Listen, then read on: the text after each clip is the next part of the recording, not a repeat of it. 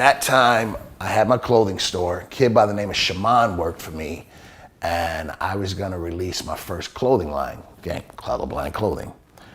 So we're talking maybe 3 weeks go by. I've now bought a house in Palmdale, California.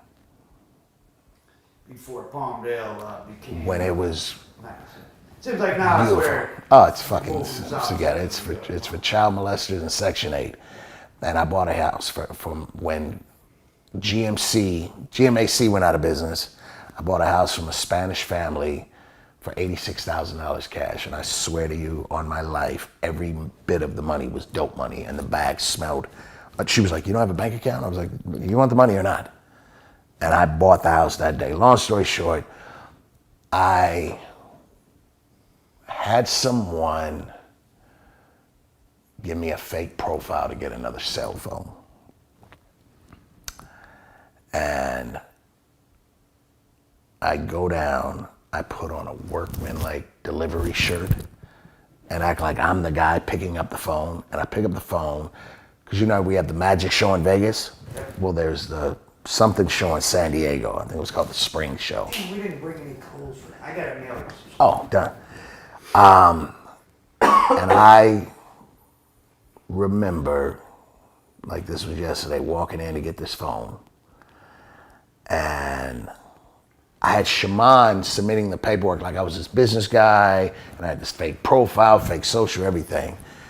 Well, it turns out the reason why I got caught, the guy from the cell phone place contacted Burbank Police Department. And they're like, and he's like, sends this picture over, and it was my picture. He contacted him just about the phone. Fraud. And Burbank Police Department ran a NCIC and hit a tab on Los Angeles. And the guy who owned the tailor shop next door had told the story of how he saw a guy, you know, and fit my description. And I go to San Diego. I swear to you, bro, I've never actually gone this far with this story. I remember walking in to get the phone, and I got like the fake tablet. I went through the whole, because cell phones back then were like $4,000. And the guy's like, literally, he's like, yeah, okay, yeah, Mr. whatever fucking name I use. Yeah. And I walk out, and I got my phone. I go pick up this Asian kid who was gonna be my developer, who worked for a factory for clothing. We go to San Diego. I got the fake profile for the hotel, the whole deal. That Monday, I'm driving home. I tell Shaman, like, hey, don't go in the store tomorrow, just go down to the hotel. And I pull up, and I'd heard we were getting new security. So in my mind, I'm thinking, oh, this is the new security. Because I see the dude, and I'm like, maybe that's the new security. And I get out my car, and I see him go like this. And he goes, Elin. And by now he'd put his jacket on, my garage opens up. Fucking 8 cops come rushing out. They cuff me.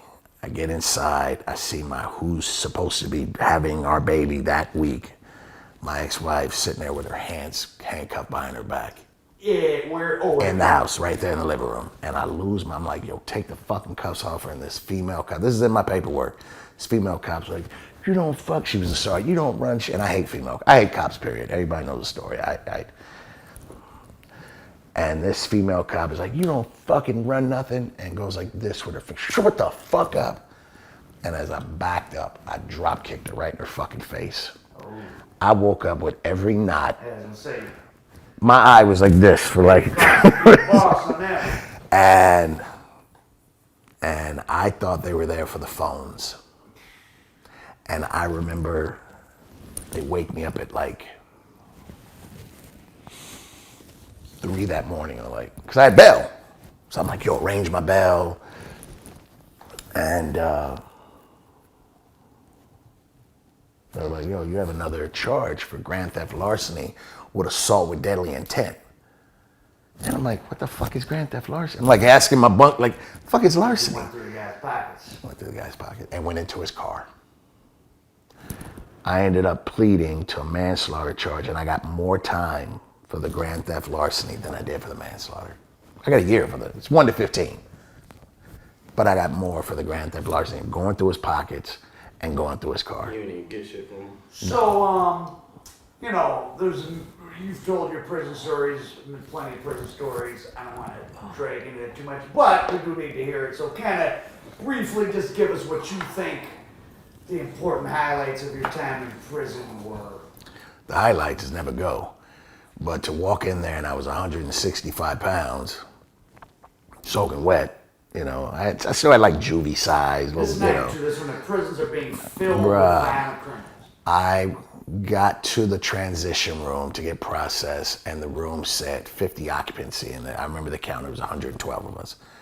And another nigga's butt cheeks are sitting on the inner side of your calves. Oh, I was in bullpen where you had to, someone was sleeping with their head under the toilet. Yeah. Because that's just.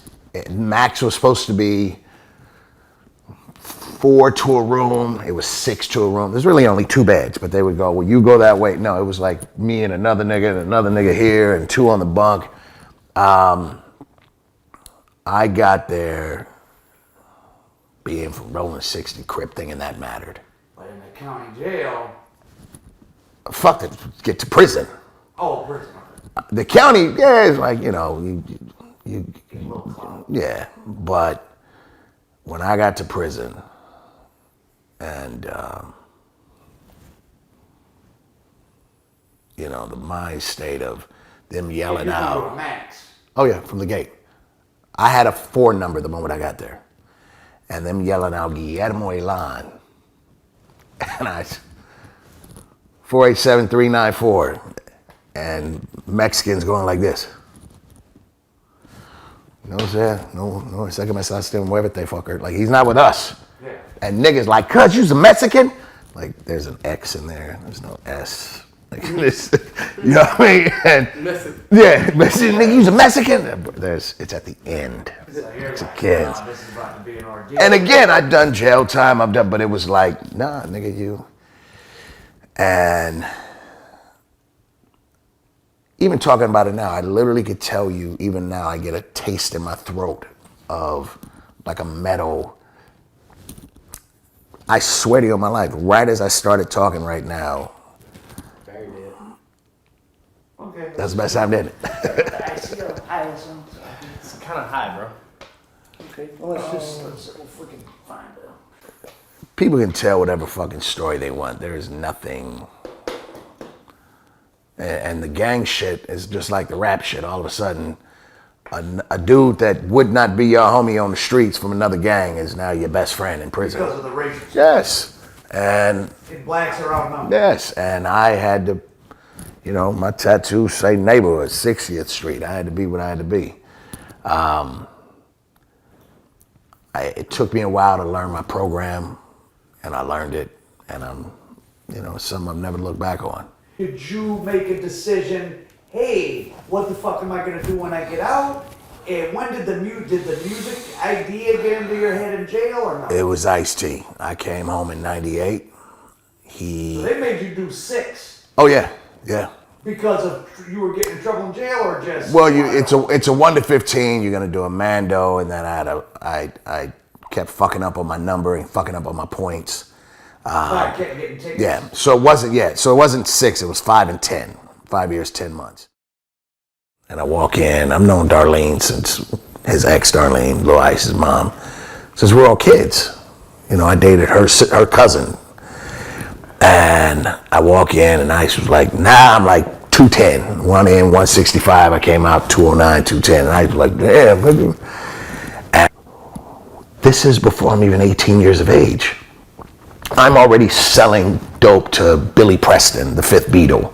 I'm already selling dope to Charlie Wilson from the Gap Band. I'm already selling dope to Freeman Williams, the highest player from the Boston Celtics. I'm already sitting in the Huntington Motel selling dope to Norm Nixon and Marcus Johnson.